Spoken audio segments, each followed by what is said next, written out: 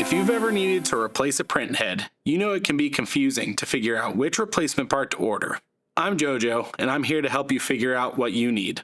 Today I want to talk about the Epson DX5 head and its variants. You'll notice that all DX5 heads look the same from the outside, and that's the whole problem. The difference is in the connector, the ID label, and in some cases, the circuit board inside. I've got a couple of steps to walk you through so you can verify which variant of DX5 you have. Flip the head and look at the connector side. If you don't have a green connector, you can continue to step 2.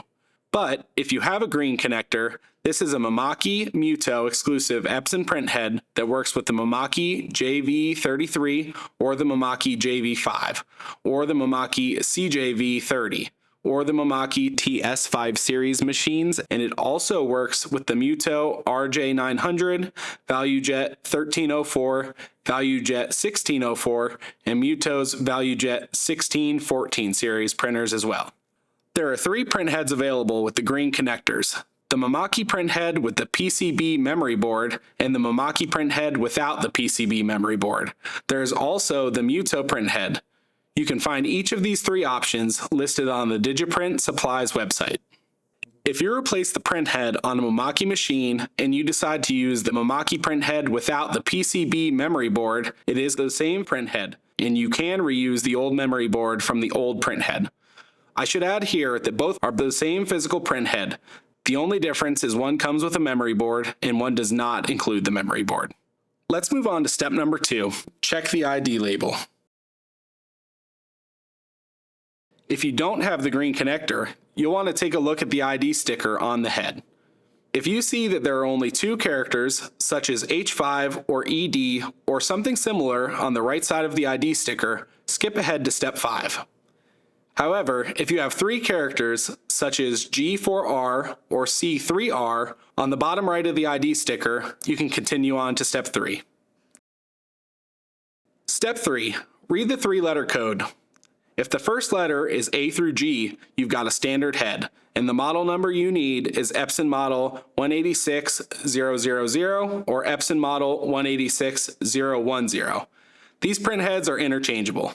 But if the first letter is H or after, it's one of 4 generations of a locked printhead, and we will need to go ahead now to step 4. This step is to identify which of the locked generations you have.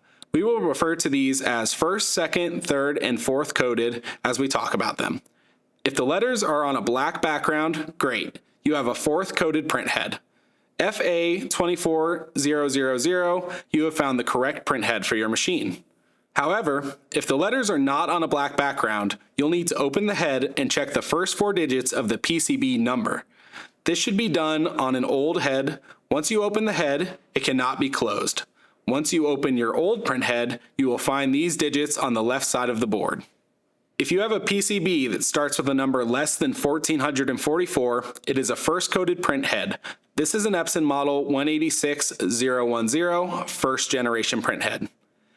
But if you have a PCB that starts with a number between 1444 and 1543, this includes starting with the actual number 1444, it is a second coded printhead, the Epson model 186010 second generation.